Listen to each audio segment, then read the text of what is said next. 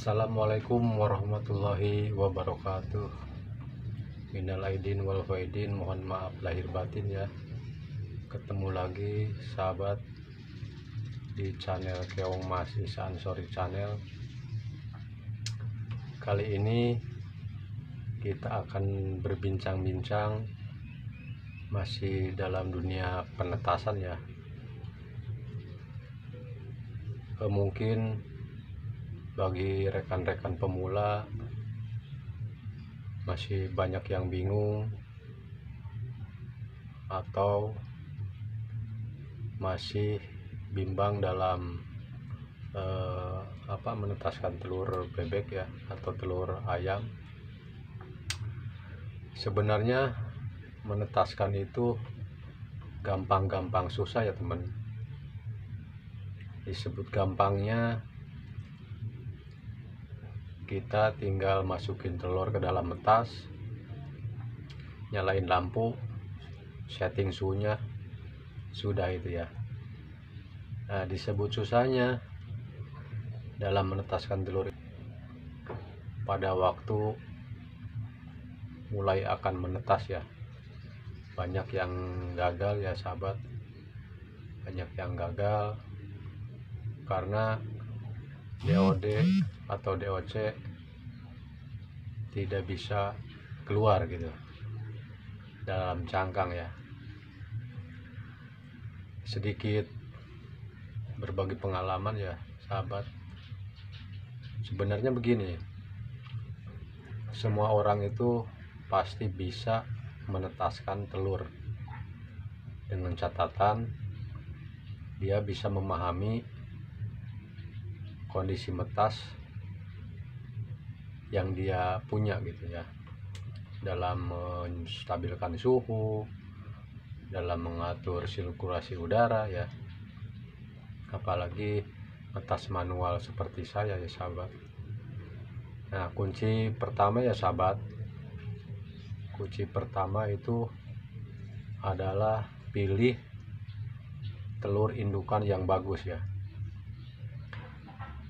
Setidaknya kalau kita memilih telur indukan yang bagus itu persentase menetasnya tinggi ya sahabat, karena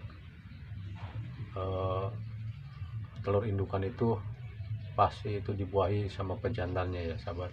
Jangan kita asal beli telur. Yang kedua, kita bisa menyeting suhu yang semaksimal mungkin dalam metas untuk ukuran telur bebek atau telur ayam ya. Dan yang ketiga, kita harus bisa mengatur kapan sirkulasi udara itu pertama dibutuhkan atau dibutuhkan yang paling banyak dalam waktu menetas.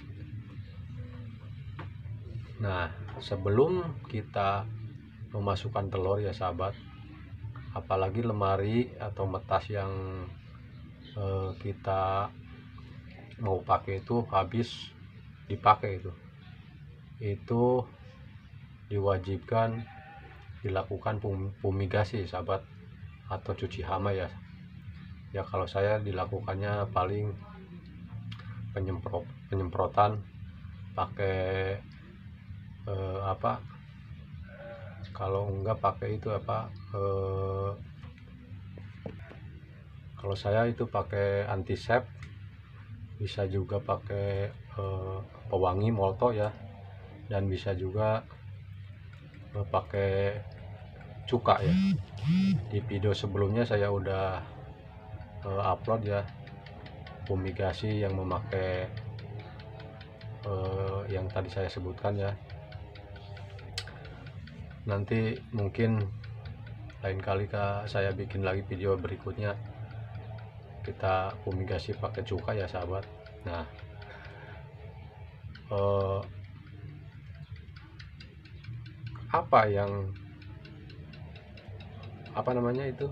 fungsi fumigasi itu apa ya? Fungsinya untuk membunuh kuman atau bakteri dalam metas ya sahabat. Nah itu, dan kalau bakteri dan di dalam metas itu dibasmi, setidaknya tidak mempengaruhi kondisi telur yang kita tetasin di dalam metas ya sahabat. Nah itu fungsinya. Kalau bisa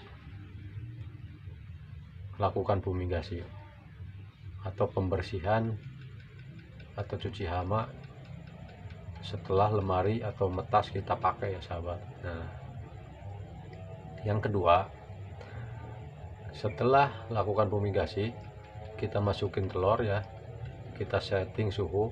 Nah suhu yang kita stabilkan itu usahakan dari 0 sampai 20 hari itu buat telur bebek ya, semaksimal mungkin kita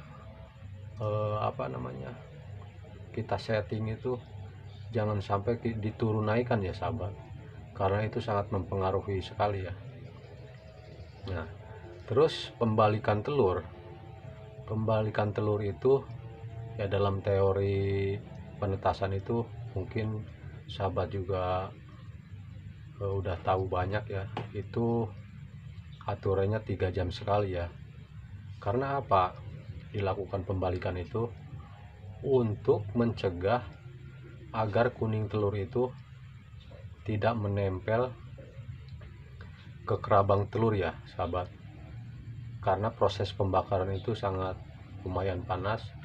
Jadi kalau misalnya telur nggak dibalik, mungkin kuning telurnya bisa nempel dan embrio tidak berkembang gitu ya, kecuali mungkin mesin metas statis ya yang banyak di grup itu. Nah terus kita jaga itu sirkulasi udara ya sahabat.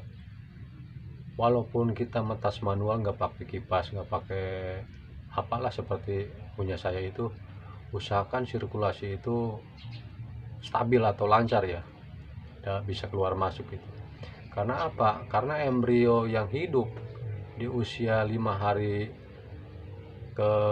menuju ke tua itu ya, itu memerlukan oksigen ya, karena dia juga telur itu sama makhluk hidup ya, udah ada makhluk hidupnya di dalam telur ya sahabat ya, usahakan itu. Nah terus di usia yang sudah tua itu usahakan suhu tidak terlalu panas. Karena apa? Karena embrio yang sudah tua itu dia itu membawa atau mengeluarkan panas sendiri sahabat. Jangan sampai embrio udah mengeluarkan panas, suhu dalam metas kita tinggikan itu mungkin banyak kegagalan para penetas itu di situ dan mengakibatkan embrio itu mati sahabat. Nah masalah kelembaban, emang dari teori itu kelembaban itu 50 atau 55 sampai 60% buat telur bebek ya. Mungkin sahabat semua mungkin pakai alat yang mengeceknya, tapi kalau saya kan nggak pernah pakai alat sahabat.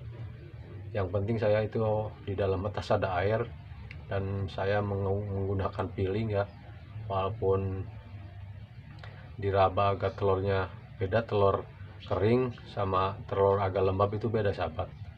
Kalau sahabat udah tahu cara itunya mungkin bisa ya sahabat. Nah itu kuncinya sahabat.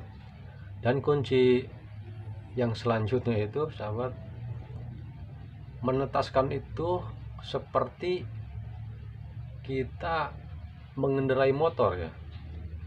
Walaupun mesin tetas bagus atau jelek itu tergantung operatornya. Contoh ya, kita mengendarai motor sahabat. Mengendarai motor yang paham dan yang belum paham, yang belajar misalnya, kita asal naik asal jalan gitu, nggak tahu gimana kecepatannya, padahal bensinnya itu penuh sahabat.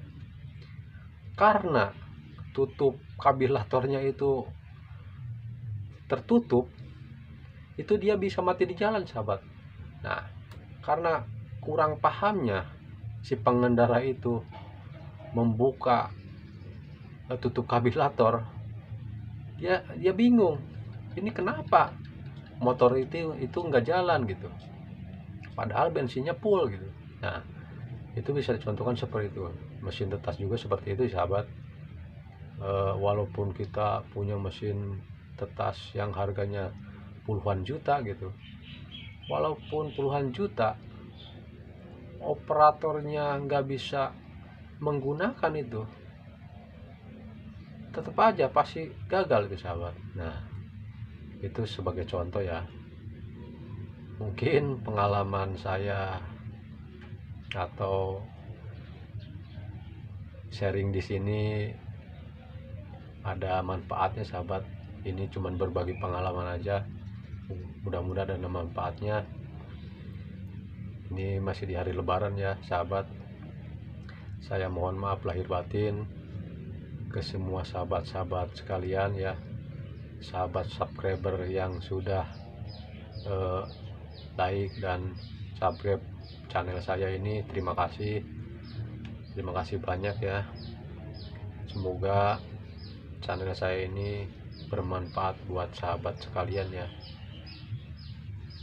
Mungkin di lain waktu kita lanjut lagi sahabat. Oke sahabat, mungkin sampai di sini, kita sambung lagi di video berikutnya. Semoga ada manfaatnya.